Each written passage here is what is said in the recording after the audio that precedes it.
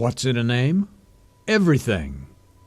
The power of a name has long been immortalized in prose, poetry, and history. It is your face to the world, your ambassador of quality that reflects your ideals and aspirations. Thompson's, a name, a family, a tradition of excellence. So it is with Thompson's Buick GMC dealership at 55 Placerville Drive, home of new and used Buick and GMC cars, trucks, and SUVs. At Thompson's, each of our professional and friendly sales staff are here to meet or exceed your highest expectations. And our professional staff and factory-trained and certified technicians will keep your car, truck, or SUV running in perfect condition. That's Thompson's Buick GMC, where you are always treated like family. Coming up on this edition of California Bountiful, we've got fruit, the fruit guys, and a fruitful way to eat healthy all year long. Oh yeah, we have a guy in a banana suit too. What more could you ask for, right? It all starts right now.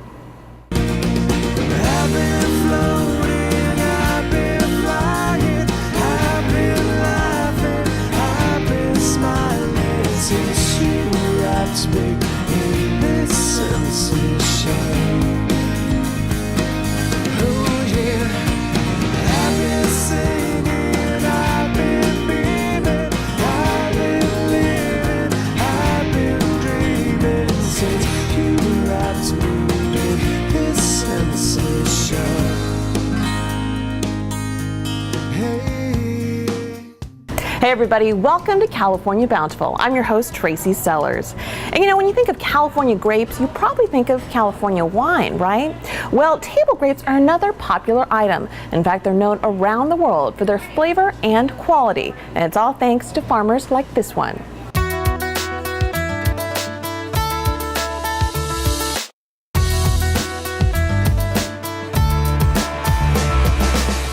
When it comes to bite-sized snacks, nothing says California like these dynamos, table grapes.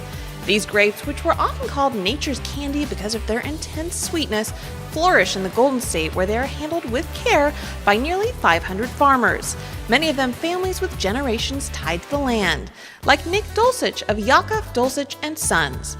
His family started their farming operations in Kern County in the late 1950s and haven't stopped since.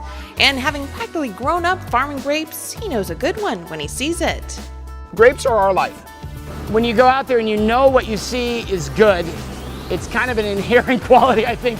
Beautiful grapes.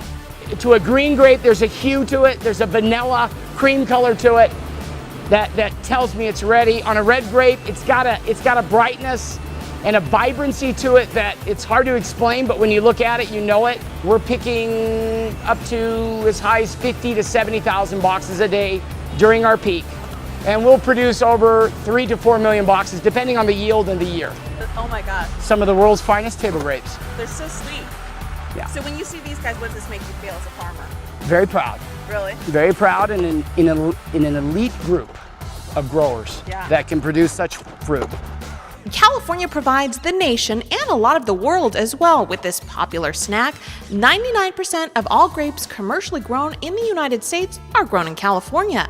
And with favorable temperatures like this year, the grape harvest is looking superb to growers like Nick. They work hard to ensure the grapes you see at stores are, pardon the pun, the best of the bunch. California grapes are world famous for their taste, I would say.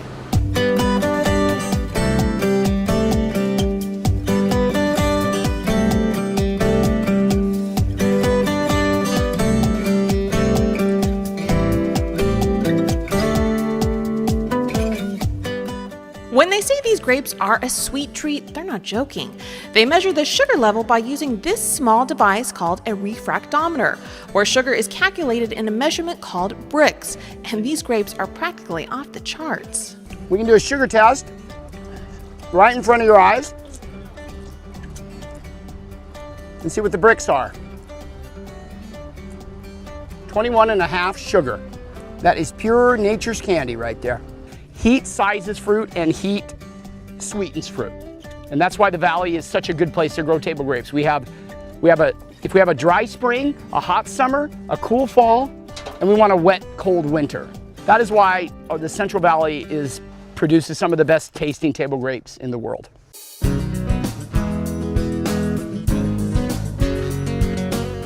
And California as a whole is one of the largest table grape producers in the world, producing about 100 million boxes of grapes each year. Harvest goes a little like this. Workers come through and trim the bunches off the vines. They inspect and clean them up, and then they are packed into bags and shipping containers bound for the nearby Dulcich headquarters. Here, their temperature is carefully controlled to ensure they stay cold and their natural sweetness is locked in. And when the grapes arrive to our local grocery stores, there are some telltale markers to picking out a good one. Look for a consistency of color. That'll kind of tell you the bunch is finished off. And don't be afraid to pop one in your mouth and see if you like the flavor. Variety is the spice of life at Nick's Farm, where you name the grape and they're probably growing it. Red, green, or black, they're harvesting 14 varieties of grapes during the season, and now each one can easily be seen in these new bags the farm has recently debuted in various retail locations across the state. Being innovative, growing a quality product, and keeping the family tradition alive, it's all in a day's work for this farmer. We have a commitment to excellence, if you will. We're trying to do the best job that we can do year in and year out and try to be consistent with our customers. And a reputation is hard to earn and easy to lose.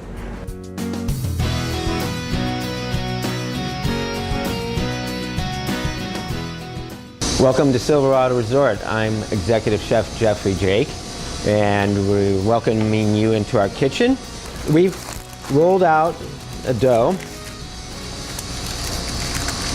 and sometimes they're not really that cooperative, and you can always re-stretch it onto your paddle. So we're going to take a little creme fraiche.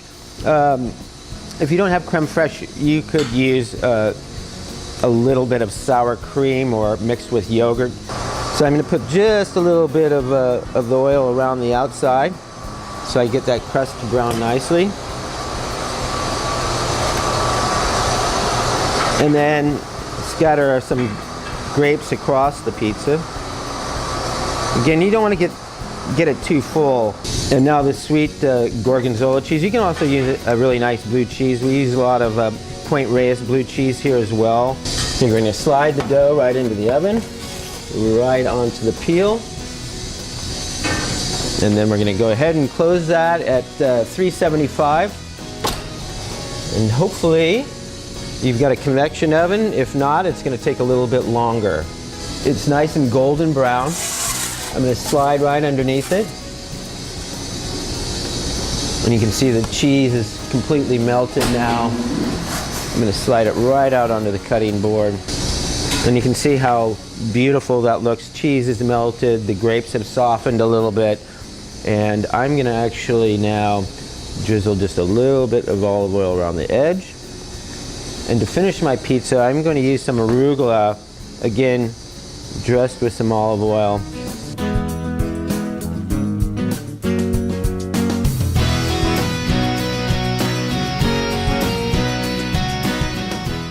So here you are. It is the flatbread with the sweet gorgonzola cheese, the grapes and arugula salad on top with a great glass of Cabernet, and have fun.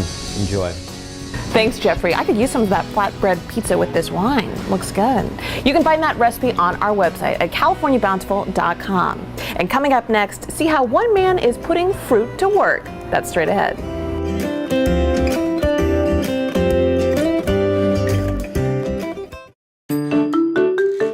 My name is Patrick Mulvaney, and my wife Bobbin and I own Mulvaney's Building and Loan. It's a restaurant, banquet hall, and a catering facility here in Sacramento, California.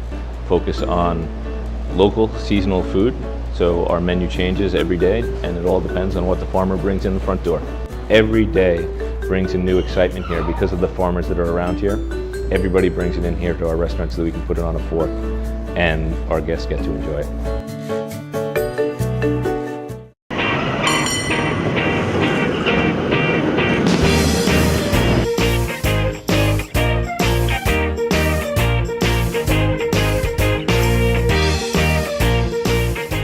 So how familiar does this sound to you? You're at work, you're hungry, you're tired, and eating healthy is really the last thing on your mind? Well, what if you could get a virtual farmer's market delivered to your desk every day? With the lure of junk food right at our fingertips, the thought of healthy desk eating may sound impossible, right? Well, not if you're Bay Area entrepreneur Chris Middlestat. During the dot-com era of the 1990s, Chris saw firsthand how unhealthy workplace dining had become and decided change was in order and it was time to put fruit to work. We asked people what they wanted to see most, and they said, gosh, if we could eat something healthy so we could avoid this junk food, that would make our lives a lot better. So my friend and I thought, well, why not deliver just something simple as fresh fruit and see how that works.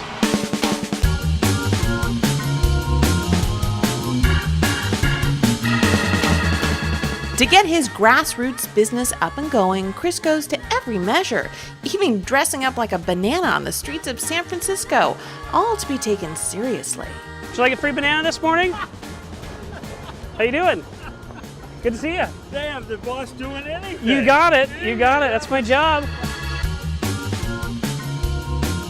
You can hug the banana.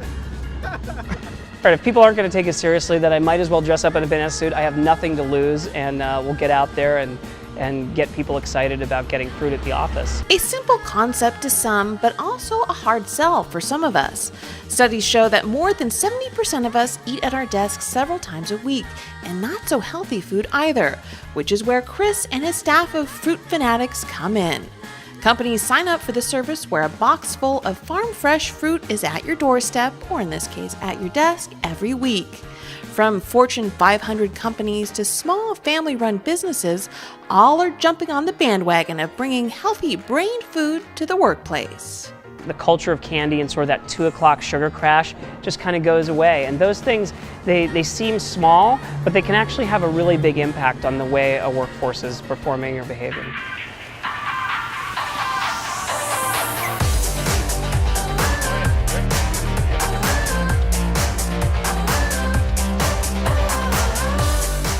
Concord pear is featured in the box this week, and we did a little newsletter on it. Talks a little bit about the history of the Concord pear. We at one time used to get some not as healthy stuff in here, you know, donuts and things like that, and ever since we started getting the fruit, I think people have really enjoyed it a lot more.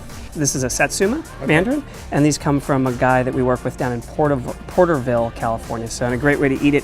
If you want to try, you actually pop your thumb right in the middle of it. It's a little zipper skin, peels right off. The Fruit Guys company now delivers about 250,000 pieces of fruit a week to companies all over California. Chris says he tries to source new varieties of fruits, all from small family farms, which are the inspiration for keeping farm-fresh fruit ripe for the picking for weary workers who are the base of this unique operation. I love working with local farmers because they're just real people like we are out here trying to, make a living and provide a great product.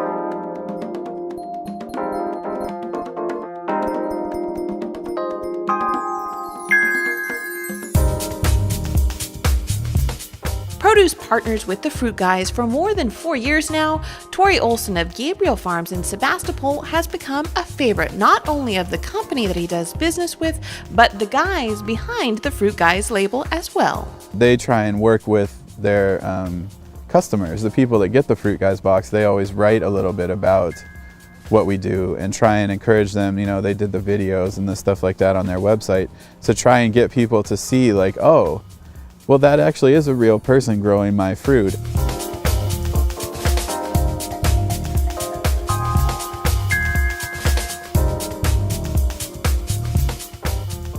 But my understanding is Shojuro was like one of the original cultivators of the Asian pear in Japan. So it's sort of like a Macintosh or like a, any kind of named apple. In fact, the partnership has gone well beyond money and cents, and now the Fruit Guys are as much a part of the farming families as the fruit they grow. As part of their farm stewardship program, the Fruit Guys recently planted trees at Tori's farm and donated bees as well to him. We have our own bees now, so we'll be able to have our own honey, and that's been a goal that I've had for us for a while. So, they're just a really rewarding group to deal with. Understanding where food comes from and how it intersects with their lives is important nowadays as life gets more complicated. And I think that as we get farther away from the way we produce our food and people actually kind of have a reverse reaction to that, and they want to actually then get closer to it and learn more about it. And speaking of eating healthy, find out how one duo is doing it every day of the week. That's right after the break.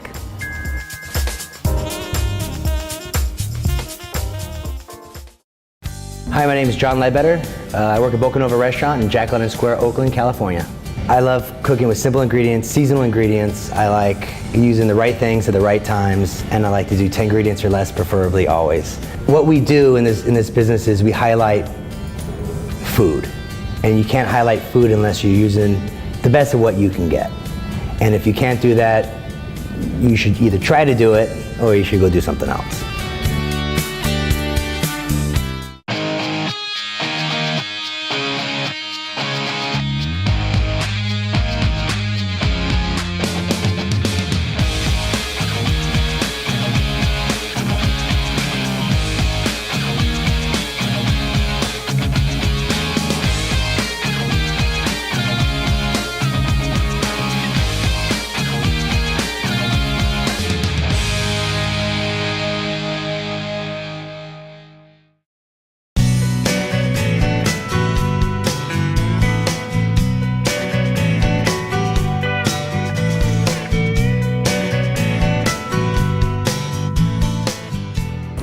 Welcome back to the show.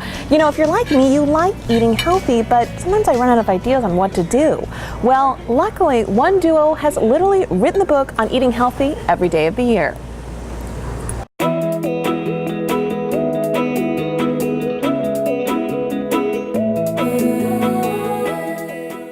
Joanne Neff didn't start out a few years ago yearning to become a food rock star, but now in Placer County, her swirl of bright gray hair turns heads everywhere she goes.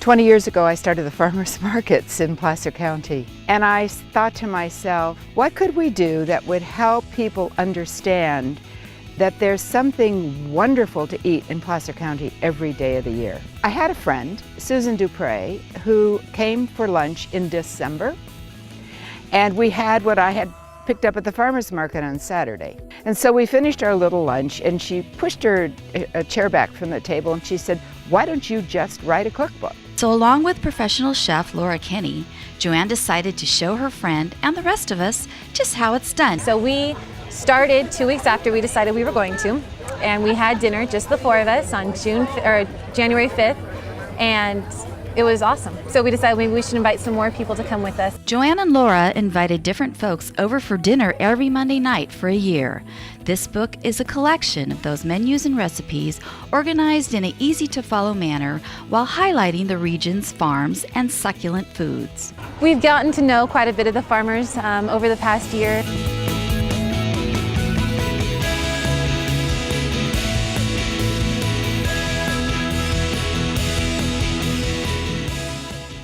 She has her motherly advice, and then as soon as she gives that, she pokes you with a sharp stick and gets you on your way. Because it doesn't do it for you, but it helps encourage you to get it done.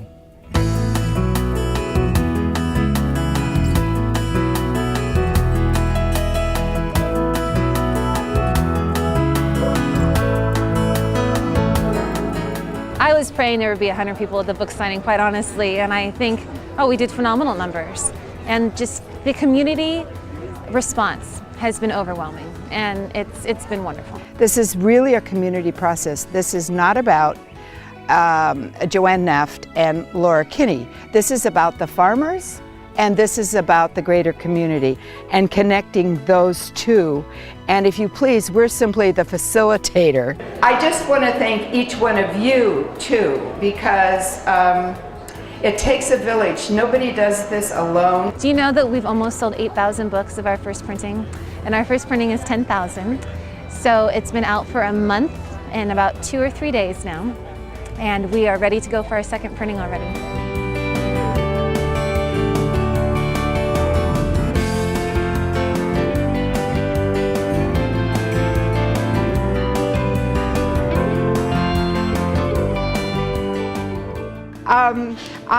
First of all, welcome to our table. I would like you to know that this morning at the farmers market, we purchased everything that you're going to have for dinner tonight. And so including the centerpiece, which is some artichokes and some Romanesco.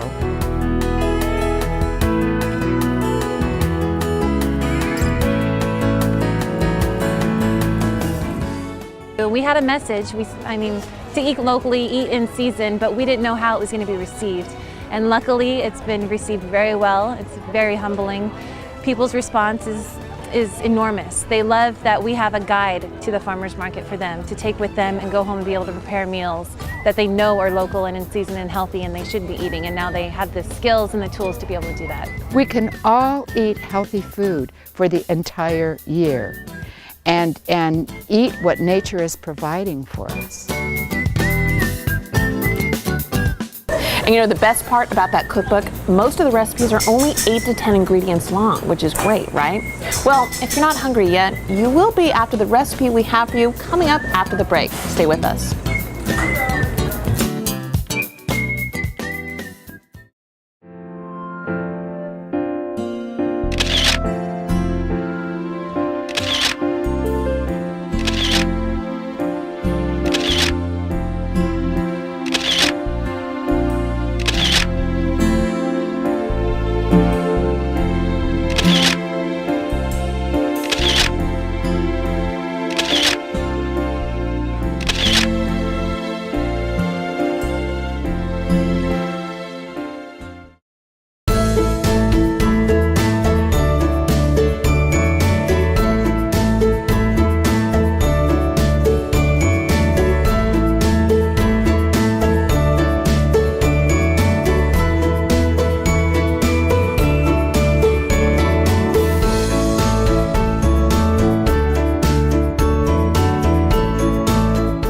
Hi, how's it going? It's Chef Trevor Ogden over here at Chambers Eat and Drink down in San Francisco.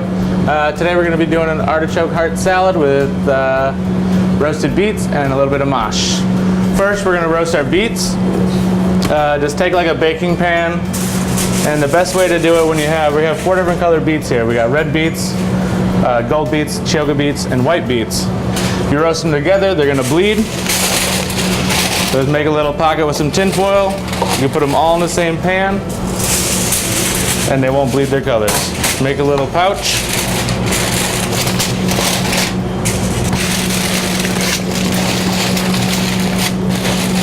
Now that we have them all in our pans, we're gonna add a little bit of olive oil to each one.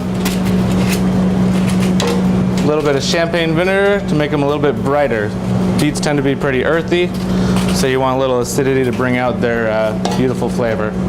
And a little bit of water because they do have a good amount of sugar content and they will burn. So this helps steam them up. Season with a little bit of salt just to help enhance their flavor. Now what you're going to do is fold them up so they steam, because you don't want to evaporate all the water. Put it in a 325-degree oven for around 45 minutes to an hour. Now that we have our beets in the oven, we're going to make some sunchoke chips to garnish our salad with. Just peel the sunchoke until there's no skin on there, and make sure you submerge in water after it's done so it doesn't oxidize. Once you have them peeled, you want to slice them paper thin on a mandolin. Just be careful not to cut yourself.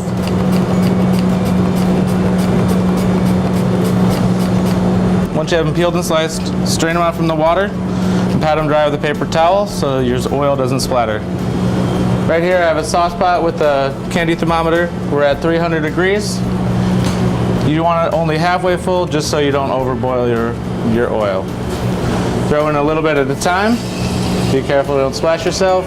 So once your sunchokes are completely golden, you want to remove them from the oil and put them on the sheet pan lined with a rack so that they drain all the excess oil. Now our beets are ready to come out of the oven. Here we see our beautifully roasted beets. Take a towel and just peel lightly and the skins will come right off. Next we're going to assemble our beet and artichoke salad. So you just want to take a couple of your beets that you've halved, place them directly on the plate. Do a few of the artichoke hearts. candied Buddha's hand. A little bit of our mosh greens.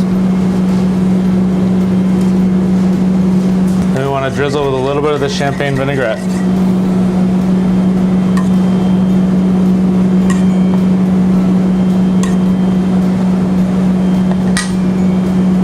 Do a touch of sea salt just to bring out the flavors. And our beautiful sun-choke chips to give it a nice little crunch.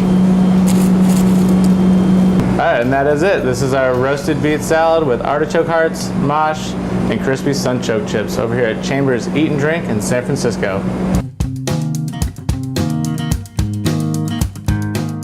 Well, we've run out of time on today's show, which is good news, so I can keep eating. But if you'd like any of the recipes you've seen or would like more information about the stories you've seen today, you can check them out on our website, CaliforniaBountiful.com. And we want to say a special thanks to our friends up here at Bistro 33 in El Dorado Hills for letting us hang out and eat all day. Thanks, guys. We'll see you again next week on California Bountiful.